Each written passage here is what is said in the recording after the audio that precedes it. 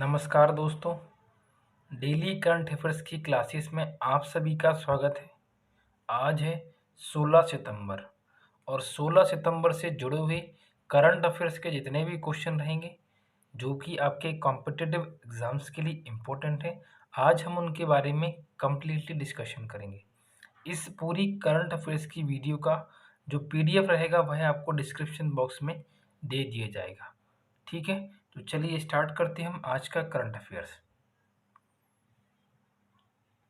सबसे पहला प्रश्न है कि भारत का पहला कार्बन कैप्चर करने वाला प्लांट कहाँ शुरू हुआ है। तो इस प्रश्न का सही उत्तर क्या होगा? पश्चिम बंगाल।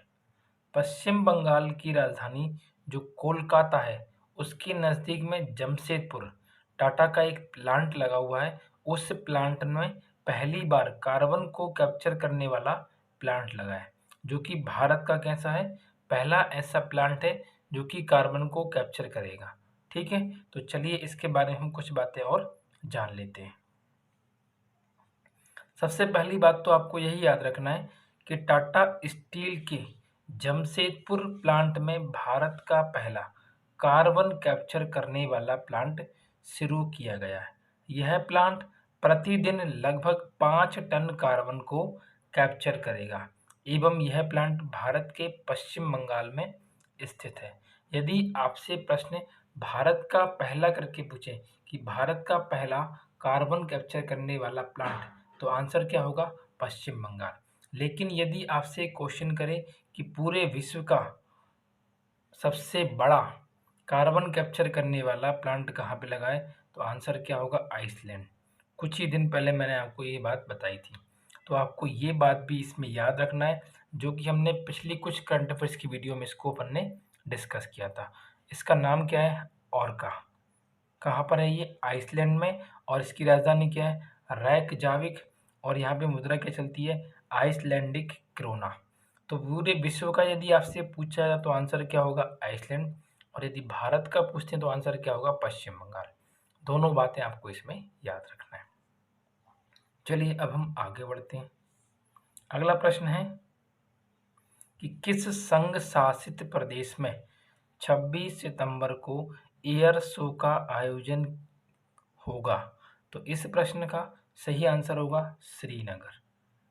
श्रीनगर में 26 सितंबर को एक एयर शो का आयोजन कराया जाएगा और यह एयर शो वायुसेना के द्वारा आयोजित किया जाएगा।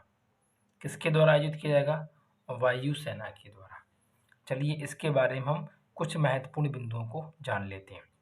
सर्वप्रथम, श्रीनगर की प्रसिद्ध डल झील के निकट संघ शासित प्रदेश का पहला एयर शो 26 सितंबर को आयोजित किया जाएगा। इस एयर शो का नाम क्या होगा? आज़ादी का महोत्सव। तो ये बात आपको इसमें याद रखना है। इस एयर शो में कौन कौन से लड़ाकू विमान भाग लेंगे? तो मिग 21, वायसन और सुखोई 30 लड़ाकू विमान इस एयर शो में भाग लेंगे। यदि आपसे प्रश्न करें कि भारत में इससे पहले एयर शो कब स्टार्ट किया गया था, तो इससे पहले वर्ष 2008 में वायुसेना के द्वारा भारत का पहला एयर शो आयोजित किया गया था। और ये पहला कहाँ का है? केंद्र शासित प्रदेश, या आप कह सकते हो संघ शासित प्रदेश का पहला एयर शो। आपको कमेंट करके ये बात मुझे बतानी है कि भारत का पहला जो एयर शो हुआ था, जो कि वर्ष 2008 में किया गया था, ये कहाँ पर आयोजित कराया गया था। तो ये आपको कमेंट करके इसमें आपको आंसर मुझे बताना है। ठीक है, चलिए आगे बढ़ते हैं। आगे इसी के संदर्भ में एक और बात है, यदि आपसे पूछा जाता है कि अंतर्राष्ट्रीय स्तर पर सैन्य खेल 2021 का आयोजन कहाँ पे हुआ है, तो ये कहाँ पे हुआ है? रूस में हुआ है। अब इस बात को हम इससे क्यों जोड़ रहे हैं? क्योंकि बात की जा रही है एयर शो की, तो इस वर्ष का एयर शो भी कहाँ आयोजित किया गया है? रूस में ही आयोजित किया गया है। यदि विश्व स्तर पर आपसे एयर शो का पूछेगा तो आंसर क्या होगा? रूस। और यदि भारत के स्तर पर प्रश्न पूछेगा तो आंसर क्या होगा? श्रीनगर। श्रीनगर। ठीक है, तो ये बात आपको इसमें याद रखना है। चलिए आगे बढ़ते हैं। अगला प्रश्न है कि संयुक्त राष्ट्र संघ के 76वें सत्र की साधारण महासभा को संबोधित कौन करेगा? तो भारत के जो प्रधानमंत्री हैं नरेंद्र मोदी, यह आने वाले समय में अभी सितंबर में ही आयोजित होने वाली संयुक्त राष्ट्र संघ की 76वें सत्र की साधारण महासभा को संबोधित करेंगे। ठीक है, चलिए इस महासभा के बारे में हम कुछ बातें जान लेते हैं। इस सभा का आयोजन कहाँ पे किया जाएगा? कहाँ गया आपका? न्यूयॉर्क में। कब किया जाएगा? 25 सितंबर को।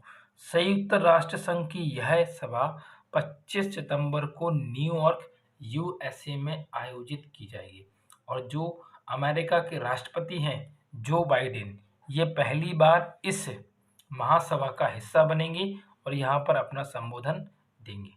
ठीक है, यदि आपसे पूछें कि 2020 की यह महासभा कैसे हुई थी, तो वर्चुअली ऑनलाइन मोड में इसको पिछले वर्ष आयोजित कराया गया था। अब चूंकि कोरोना की स्थिति पहले से ठीक है, तो इसको आयोजित कहाँ पे किया जा रहा है? न्यूयॉर्क में। भारत की तरफ से कौन जा रहा है पार्टिसिपेट करने के लिए? भारत के प्रधानमंत्री नरेंद्र मोदी। ठीक है, तो इतनी बात आपको इसमें याद रखना है। चलिए आगे बढ़ते हैं। अगला प्रश्न है कि हाल ही में क्रिकेटर लसित मलिंगा ने सभी T20 फॉर्मेट से संन्यास की घोषणा की है। सभी T20 मतलब क्या है? T20 जितने भी आपके इंटरनेशनल लेवल पर होते हैं या फिर जो IPL होते हैं या अलग अलग जो लीग होती हैं, उन सभी से इन्होंने क्या कर लिया है? संन्यास ले लिया। T20 से तो इन्होंने अभी लिया है, टेस्ट क्रिकेट से भी ये संन्यास ले चुके हैं और वनडे क्रिकेट से भी इन्होंने क्या ले लिया है? संन्यास ले लिया है। तो इन्होंने पूरी तरीके से क्रिकेट के खेल से संन्यास ले लिया है। तो यह किस देश के खिलाड़ी हैं, ये हमें बताना है। तो ये श्रीलंका के क्रिकेटर हैं, एक फास्ट बॉलर हैं ये लसित मालिंगा। ठीक है, तो ये बात आपको इसमें याद रखना है। चलिए आगे बढ़ते हैं। अगला प्रश्न है आपके लिए कि हाल ही में आत्मनिर्भर कृषि योजना किस राज्य के द्वारा शुरू की गई थी? तो यह योजना हाल ही में अरुणाचल प्रदेश राज्य के द्वारा स्टार्ट की गई थी। तो इस प्रश्न का सही आंसर क्या होगा? Option number A. चलिए अरुणाचल प्रदेश के बारे में हम कुछ बातों को जान लेते हैं। सबसे पहले अरुणाचल प्रदेश की राजधानी, तो आंसर क्या होगा? ईटानगर। और यहाँ के गवर्नर कौन है? वी.डी. मिश्रा। और यहाँ के मुख्यमंत्री कौन है? पेमा खांडू। क्या है उनका नाम? पेमा खांडू। तो देखिए हुआ क्या है, हाल ही में अरुणाचल प्रदेश में कृषि और बागवानी क्षेत्रों को बढ़ावा देने के लिए वहाँ के मुख्यमंत्री पेमा खांडू ने राज्य में 2 महत्वाकांक्षी योजनाओं की शुरुआत की है। पहली योजना किससे संबंधित है? कृषि से। इसका नाम क्या है? आत्मनिर्भर कृषि योजना। और दूसरी का संबंधित है बागवानी से, तो आत्मनिर्भर बागवानी योजना। तो दोनों ही योजनाओं का आपको नाम याद रखना है। ये दोनों योजनाएं अरुणाचल प्रदेश के मुख्यमंत्री पेमा खांडू के द्वारा स्टार्ट की गई हैं। तो ये बात आपको इसमें याद रखना है। चलिए अब आगे बढ़ते हैं हम। अगला प्रश्न है कि हाल ही में प्रधानमंत्री नरेंद्र मोदी जी के द्वारा स्वामी प्रभुपद की 125वीं जयंती पर कितने रुपए का स्मारक सिक्का जारी किया गया है? तो इस प्रश्न का सही उत्तर होगा ऑप्शन नंबर डी।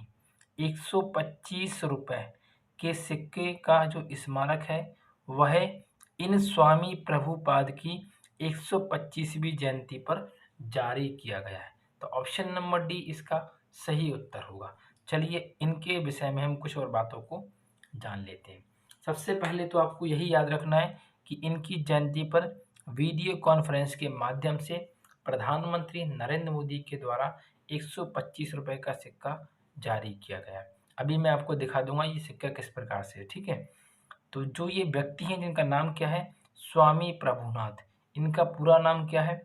श्री ल भक्ति वेदांत स्वामी प्रभुनाथ। ये कौन है? इन्होंने इंटरनेशनल सोसाइटी फॉर कृष्णा कॉन्शियसेंस, इसका नाम क्या है? एस्कॉन। बेसिकली ये नाम बहुत बार पूछा जाता है कि एस्कॉन की स्थापना किसने की? तो आंसर क्या होगा? स्वामी प्रभुनाथ की। ठीक है, जिसे आम भाषा में क्या कहते हैं अपन? हरे कृष्णा आंदोलन के नाम से भी जाना जाता है। ये श्री कृष्ण के बहुत बड़े भक्त थे जिन्होंने एस्कॉन की स्थापना की थी और इसे एक अन्य नाम से जानते हैं। नाम क्या है? हरे कृष्णा आंदोलन के नाम से भी हम एस्कॉन को जानते हैं। एस्कॉन ने 89 भाषाओं में 89 लैंग्वेजेस में श्रीमद् भागवत गीता का अनुवाद किया था। तो हाल ही में इनकी जयंती के अवसर पर प्रधानमंत्री नरेंद्र मोदी जी ने इनके जयंती के 125वें अवसर पर 125 रुपए का सिक्का जारी किया है। तो ये बात आपको इसमें याद रखना है। चलिए मैं आपको सिक्का दिखा देता हूँ। ये जो आप इमेज में देख रहे हैं ये क्या है? आइस इस्कॉन, ठीक है, इस्कॉन करके। ये जो आप देख रहे हैं इमेज, ये किसका इमेज है? जिनकी हम बात कर रहे थे, स्वामी प्रभुनाथ जी का। और ये क्या है आपका? सत्यमेव जयते 125 रुपए का सिक्का। तो ये पीएम जी के द्वारा, ये इनका पूरा नाम लिखा हुआ है यहाँ पे। तो आपसे प्रश्न पूछ सकता है कि 125 रुपए के सिक्के पर किसका स्मारक बनाया गया है? तो आंसर क्या होगा? स्वामी प्रभुनाथ। आप पूरा नाम भी याद कर सकते हैं या फिर इतना ही नाम याद कर सकते हैं। ठीक है, चलिए अब आगे बढ़ते हैं। अगला प्रश्न है, अंतरराष्ट्रीय गिद्ध जागरूकता दिवस कब मनाया जाता है? तो गिद्धों के संरक्षण के लिए हम प्रत्येक वर्ष 4 सितंबर को क्या मनाते हैं? अंतरराष्ट्रीय गिद्ध जागरूकता दिवस मनाते हैं। तो ऑप्शन नंबर ए इसका सही आंसर होगा। चलिए अब आगे बढ़ते हैं। अगला प्रश्न है कि हाल ही में 1 सितंबर को भारत और कजाकिस्तान के बीच कौन सा संयुक्त अभ्यास हुआ है? तो हाल ही में ये जो नाम आप देख रहे हैं KAZ, इसको थोड़ा सही कर लेना, यहाँ पे ऑप्शन में गलत लिखा है KAZIND, काजिंद। ठीक है, डबल आई लिखा, केवल एक ही आई है। तो इस प्रश्न का सही उत्तर क्या होगा? काजिंद। काजिंद से कजाकिस्तान और इंड से क्या आएगा? इंडिया। तो इंडिया और कजाकिस्तान के बीच में 2021 का काजिंद अभ्यास कजाकिस्तान में आयोजित किया गया है। चलिए इसके बारे में कुछ महत्वपूर्ण बिंदुओं को हम जान लेते हैं। भारत कजाकिस्तान के बीच संयुक्त प्रशिक्षण अभ्यास, इसका नाम क्या है? काजिंद 21, ये लिखा हुआ नाम का 5वां संस्करण कजाकिस्तान में आयोजित किया गया है। कहाँ पे किया गया है? इस वर्ष का जो यह अभ्यास है यह कजाकिस्तान में आयोजित किया गया है। लेकिन यदि आपसे पूछें कि पिछले वर्ष का तात्पर्य क्या है? 2019। 2019 की क्यों करें? क्योंकि 2020 में कोरोना के बढ़ते मामलों को देखते हुए यह वाला अभ्यास 2020 में नहीं हो पाया था। तो कौन से वर्ष में हुआ था? 2019 का। तो 19 में यह वाला अभ्यास कहाँ आयोजित किया गया था? उत्तराखंड, भारत में। और 21 का भी कहाँ पे किया गया? कजाकिस्तान में। यदि आपसे बात करते हैं कजाकिस्तान की राजधानी की, तो इसकी राजधानी क्या? अस्ताना, अस्थाना ही पढ़ते हैं कुछ लोग, उसको अस्थाना ही पढ़ते हैं, ठीक है। और यहाँ की मुद्रा क्या है? कजाकिस्तानी तेंगे, ठीक है। चलिए अब हम मैप में जान लेते हैं कि कजाकिस्तान कहाँ पर स्थित है। देखिए जो मैप आपको दिखाई दे रहा है, तो कजाकिस्तान का जो उत्तर वाला एरिया है यहाँ पे कौन सा कंट्री बसा हुआ है? रसिया बसा हुआ है। और इसका राजधानी क्या है? ये लिखा है, इसमें लिखा नहीं है, इसमें यहीं पर देता हूँ मैं, एस्टेना करके, ठीक है। इधर कौन सा देश है? नीचे इधर जाओगे तो आप, तो यहाँ पे पड़ता है उज्बेकिस्तान, यहाँ पे क्या है? तुर्कमेनिस्तान, यहाँ पे क्या है? किर्गिस्तान। और इधर ये वाला हिस्सा क्या है? ऊपर से क्या लगता है? चाइना। और इधर नीचे वाले एरिया में कौन लगता है? भारत लगता है, ठीक है। इधर से यदि आप जाएंगे इधर से क्या लगता है? अपना भारत वाला हिस्सा इधर से आपका लग जाता है, ठीक है। यदि आपसे पूछें कि कजाकिस्तान के पास में कौन कौन से समुद्र या झीलें उपस्थित हैं, तो यहाँ पर एक लेक होती है जिसका नाम क्या है? वल्किस झील। ये जो नाम आप देख रहे हैं ये कजाकिस्तान के पास में उपस्थित है। एरल सी, ये भी कहाँ पर है? कजाकिस्तान के पास में। और एक और नाम है कैस्पियन सी, ये भी कहाँ है? कजाकिस्तान के पास में। तो ये बात आपको तीनों इसमें याद रखना है। चलिए अब आगे बढ़ते हैं अपन। अगला प्रश्न है कि हाल ही में भारतीय सेना ने रूस में आयोजित किस बहुराष्ट्रीय अभ्यास में भाग लिया है? तो देखिए सबसे पहला जो अभ्यास लिखा है ऑसी इंडेक्स, तो ये भारत और ऑस्ट्रेलिया के बीच में आयोजित कराया जाता है। किसके बीच में? भारत और ऑस्ट्रेलिया के बीच में। यदि आपसे पूछे काजिंदे, तो ये भारत, इंडिया और कजाकिस्तान के बीच में इसको आयोजित कराया जाता है। यदि आपसे प्रश्न पूछता है सूर्य किरण की, तो ये इंडिया और नेपाल के बीच में आयोजित कराया जाता है। और जो जपद है, जिसकी अपन ने अभी बात की है, अब ये तीन तो डिफरेंट हो गए अभी, तो आंसर क्या बचा आपका? जपद। तो भारतीय सेना रूस में आयोजित होने वाले बहुराष्ट्रीय अभ्यास, इसका नाम क्या होगा? जपद में भाग लिया। तो ऑप्शन नंबर डी इसका सही आंसर होगा। चलिए इसके बारे में कुछ बिंदुओं को हम जान लेते हैं। भारतीय सेना रूस में आयोजित होने वाले मल्टीनेशनल एक्सरसाइज जैपेड में हिस्सा लेने के लिए कहाँ पहुंच गई है? रूस। तो ये वाला जो अभ्यास है कहाँ पर आयोजित किया जा रहा है? रूस में आयोजित किया है। इस एक्सरसाइज में कुल 12 देशों की सेनाएं भाग ले रही हैं। 12 देशों में यहाँ पर पाकिस्तान भी इसमें शामिल हो रहा है और यहाँ पर चाइना भी शामिल हो रहा है। तो ये 2 कंट्री और इसमें शामिल होंगी। 12 हैं, 12 में ये 2 भी रहेंगी और इसमें इंडिया भी क्या कर रहा है? पार्टिसिपेट करने के लिए रूस पहुंच चुका है। यदि आपसे पूछें कि रूस की राजधानी क्या है, तो आंसर क्या होगा? मॉस्को। यहाँ की मुद्रा क्या है? रूबल। और यहाँ के राष्ट्रपति कौन है? Vladimir Putin. तो इनके बारे में हमें कम से कम इतनी बातें याद रखना है। चलिए अब हम जान लेते हैं कल के करंट अफेयर्स का उत्तर। कल मैंने आपसे प्रश्न किया था कि विश्व हिंदी सम्मेलन, प्रथम विश्व हिंदी सम्मेलन का आयोजन कहाँ किया गया था? तो इसका आयोजन महाराष्ट्र के नागपुर में किया गया था। प्रथम हिंदी सम्मेलन का आयोजन 10 जनवरी 1975 को महाराष्ट्र के नागपुर में किया गया था।